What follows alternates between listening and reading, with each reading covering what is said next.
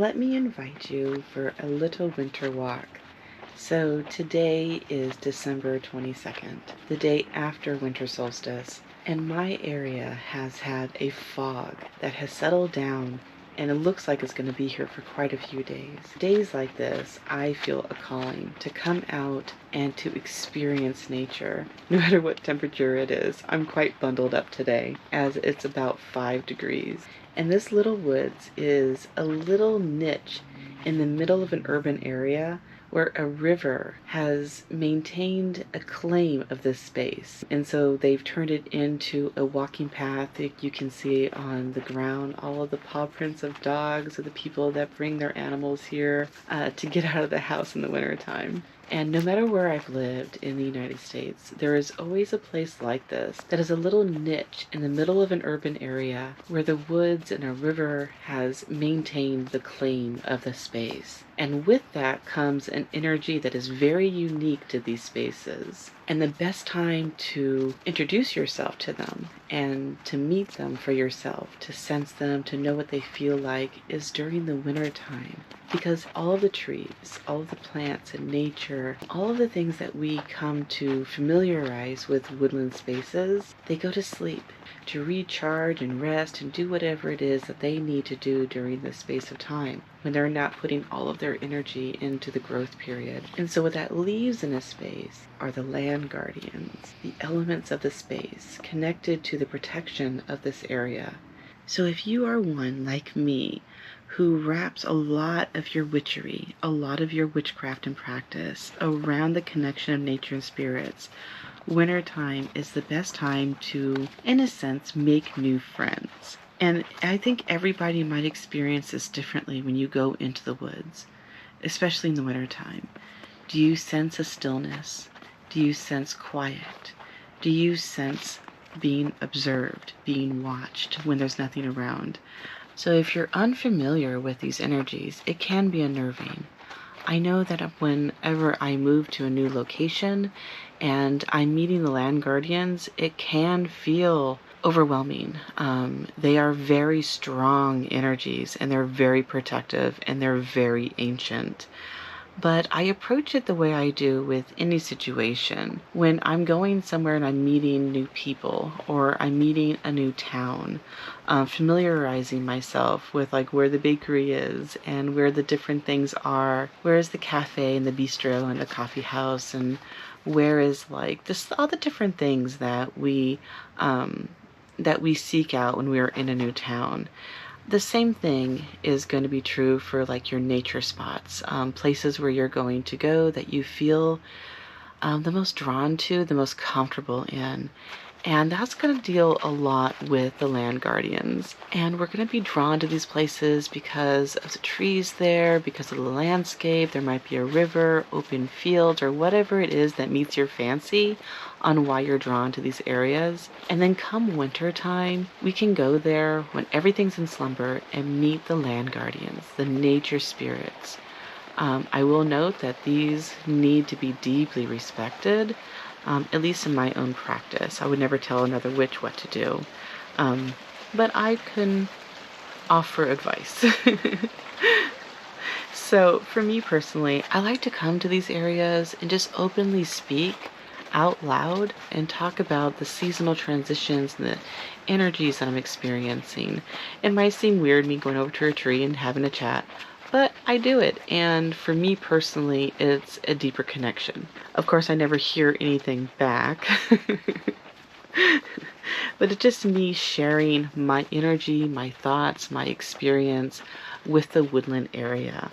And I know within the witchy community, I have heard quite a few in person, like IRL, that we do talk about our experiences in doing this. They really are just like these cherished moments that are very personal between the witch and the land area, like that space and place where you're connecting to. Another great thing is to go and share like moments that have been like really precious for you, a sunrise, a sunset, or a dream that might feel more connected to ancestor, or maybe something, maybe a premonition that has more of the divination. We can go there and share our ideas and things that happened, and maybe we'll walk home with a new idea or a new insight.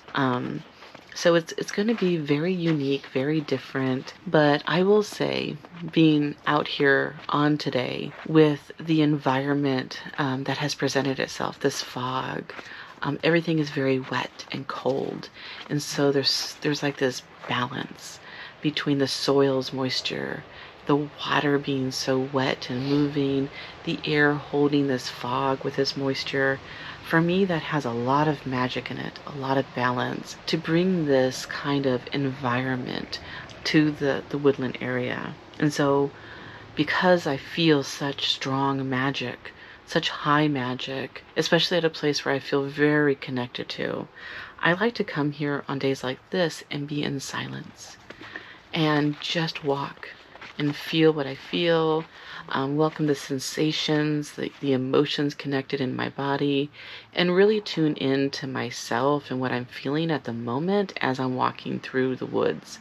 And then going home and journaling it, or meditating on it, bringing it to my altar, really bringing that experience on how I felt. So there's a lot of deep understanding, a lot of deep connection that comes when this becomes part of the practice, at least for my own experience in life. And then we have the element of being able to connect and identify with the various nature spirits of the space and place where we live. So these energies have been here since ancient times. And I have sometimes experienced various nature spirits who don't want you near, and you'll feel yourself being like distracted to go to a certain area. And when I notice that, I respect it so that I know in the future I won't go there again. Because obviously they're saying, no, just leave me alone. And other times I feel very drawn to come to various, like a very spot by a river or to one particular tree. And I will tend to go back to those places again and again and again. And I'm recognizing that what's happening is I'm forming a relationship with that space, with that tree, with that river, with whatever plants are right there, whatever stones are right there. These are like very old, like witchy ways of being connected to the land. And they provide us opportunities to introduce ourselves to the land and for the land to introduce itself to us. Being able to recognize the language of the land, which is usually like a language of emotions.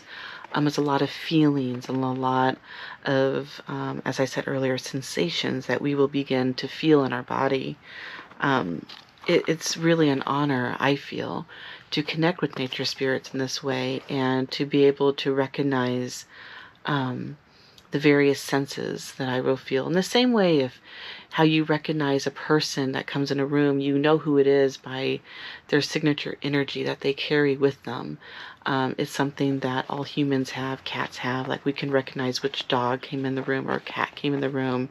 And it's something that we don't pay a lot of attention to on how to define it. How do we know that?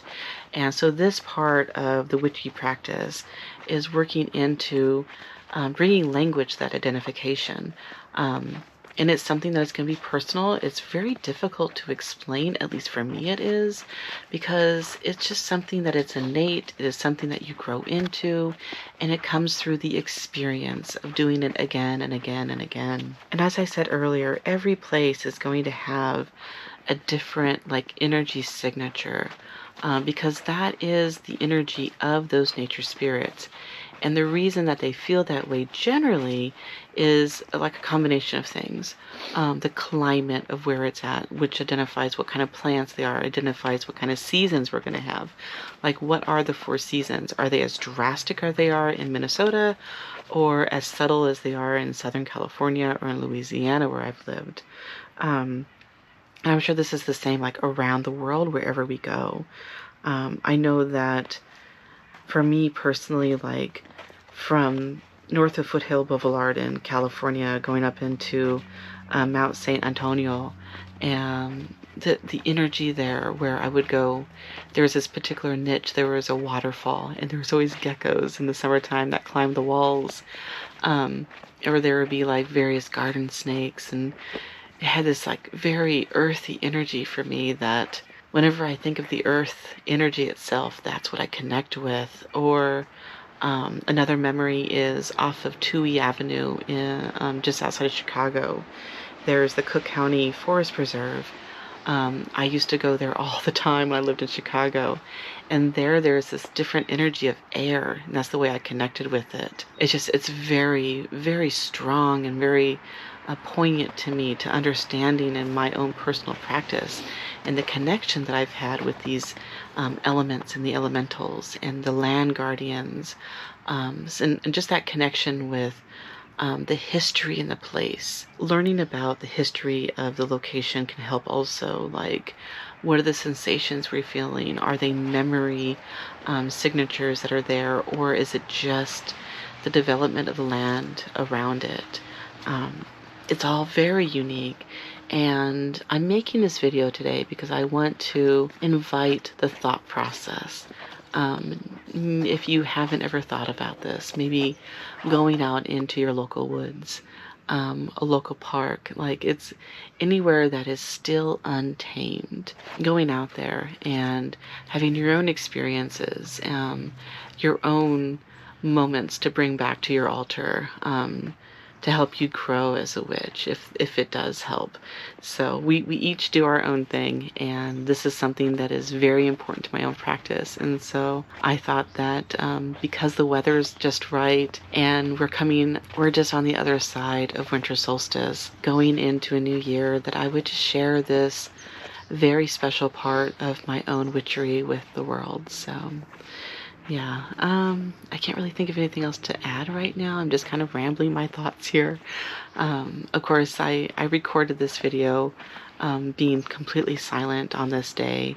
I'm probably going to make this video into a few different little videos that I had ideas and thoughts as I was walking around. So I'm recording this later at my altar, actually, and just sharing my thoughts that were connected to that day. So yeah, so I think I'll stop it here. I really hope the many, many blessings to everyone out there, that this coming year of 2025 is a beautiful one, filled with love and abundance and joy and growth, and new ideas, and being inspired to have new creativity, new hobbies, and all the things that make life enjoyable and wondrous and shareable. So yeah. All right. Happy New Year, everyone.